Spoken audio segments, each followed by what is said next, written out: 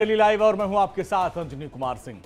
नमस्कार, आपके साथ मैं हूं सुरभि तिवारी। वक्त हो चला है इंडिया 100 का। पश्चिम बंगाल के बालूरघाट में पीएम मोदी की रैली, ममता सरकार पर बोला हमला, कहा कि जल्द घुटनों पर आ जाएगी पूरी टीएमसी।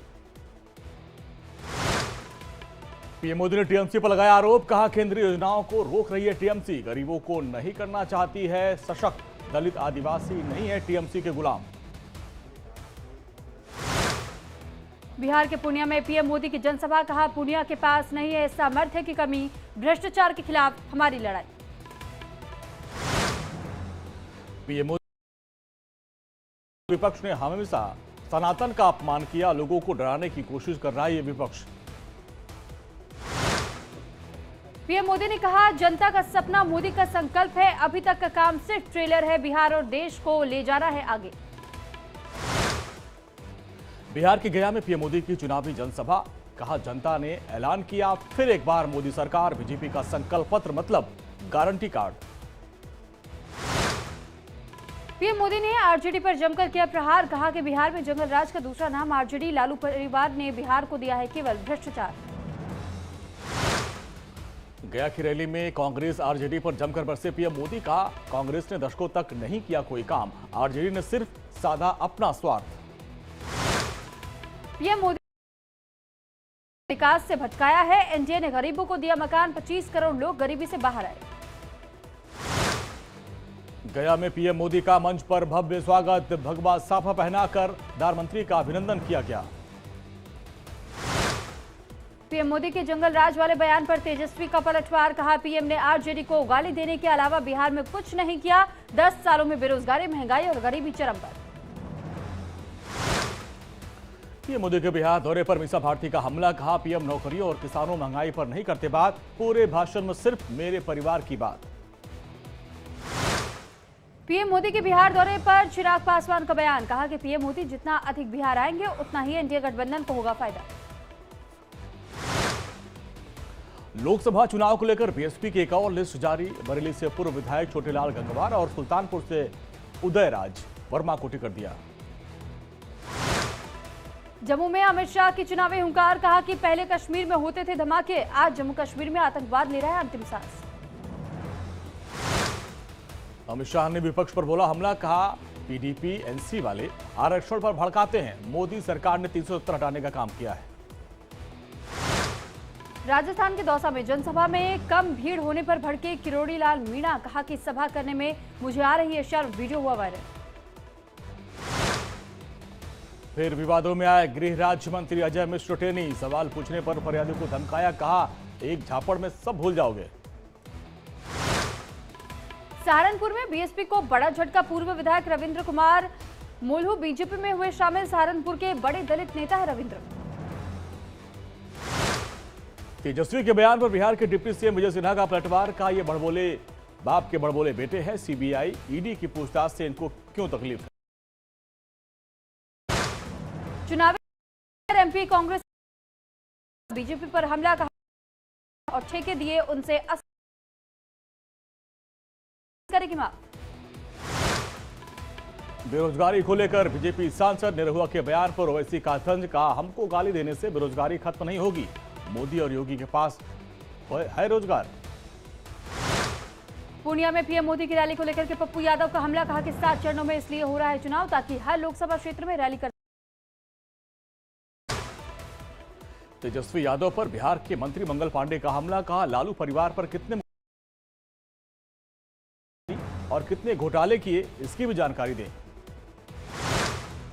छत्तीसगढ़ में नक्सल प्रभावित इलाकों के लिए हेलीकॉप्टर से पोलिंग पार्टियां रवाना, 11 लोकसभा सीटों पर 19 अप्रैल को मतदान।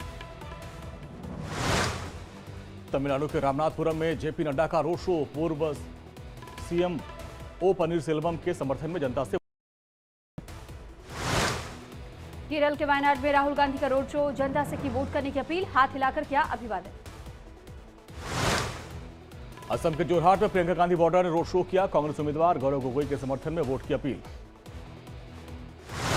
चुनाव लड़ने की खबरों पर बोले रॉबर्ट वाड्रा, कहा कि पूरे देश से उठ रही है चुनाव लड़ने की मांग, पार्टी जैसे कहेगी वैसा ही मैं करूंगा। पीएम मोदी के ट्रोल बॉन्ड पर दिए बयान पर राहुल गांधी का हमला, कहा यह नरेंद्र मोदी का आइडिया था, यह हिंदुस्तान की सबसे बड़ी हफ्तेबाजी की योजना है। चुनावी बॉन्ड को लेकर पीएम मोदी के बयान पर कांग्रेस का पलटवार। जयराम रमेश ने लगाया बड़ा आरोप, कहा कि प्रधानमंत्री मोदी और बीजेपी को मिले हैं 8,200 करोड़ रुपए। अब मोदी कह रहे हैं कि आंकड़े उनकी वजह से आए सामने। विदेश मंत्री एस जयशंकर का बयान, कहा मोदी सरकार जारी रखेगी साहसी कदम उठाना, मजबूत बहुमत वाली सरकार गरीब युवाओं के सपने को करेगी पूरा।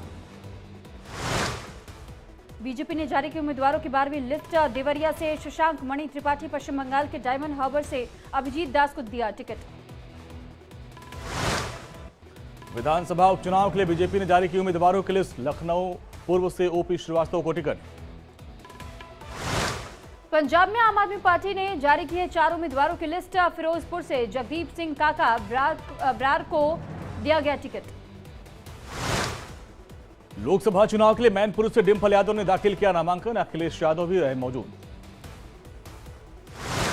नामांकन दाखिल करने के बाद से डिंपल यादव का बयान, कहा कि इस बार पूरे देश में बीजेपी को हराने के लिए तैयार है और युवाओं को नौकरी रोजगार नहीं दे पा रही है सरकार। किसान भी हताश। इटावा में नामांकन से पहले डिंपल यादव ने पैतृक मंदिर में पूजा अर्चना की, भगवान से आशीर्वाद लिया। पूजा के बाद से डिंपल यादव ने मुलायम सिंह यादव की समाधि पर पहुंचकर दी श्रद्धांजलि। फूल चढ़ाकर चुनाव में जीत का आशीर्वाद लिया। लोकसभा चुनाव को लेकर डीएमके ने कसी कमर। चेन्नई में सीएम एमके स्टालिन ने चलाया डोर टू डोर अभियान, लोगों से वोट देने की अपील की। नामांकन से पहले ज्योतिरादित्य सिंधिया ने की हनुमान मंदिर में पूजा अर्चना, बजरंगबली से आशीर्वाद लिया और गुना से बीजेपी ने बनाया है प्रत्याशी। लोकसभा चुनाव की तैयारियों जुटे ज्योतिरादित्य सिंधिया, कहा आगे की रणनीति पर काम चल रहा है, जनता का मिल रहा है भरपूर समर्थन। संजय सिंह ने पढ़ा जेल से भेजा हुआ दिल्ली के सीएम का संदेश, कहा कि मेरा नाम अरविंद केजरीवाल है और मैं आतंकवादी नहीं हूं। आप सांसद संजय सिंह का बीजेपी पर हमला, कहा निजी चुनाव आयोग बनाना चाहती है प्रधानमंत्री और प्रधानमंत्री के मन में अरविंद केजरीवाल के प्रति नफरत की भावना। संजय सिंह ने कहा कि जेल में केजरीवाल के साथ आतंकियों जैसा बर्ताव किया जा रहा है।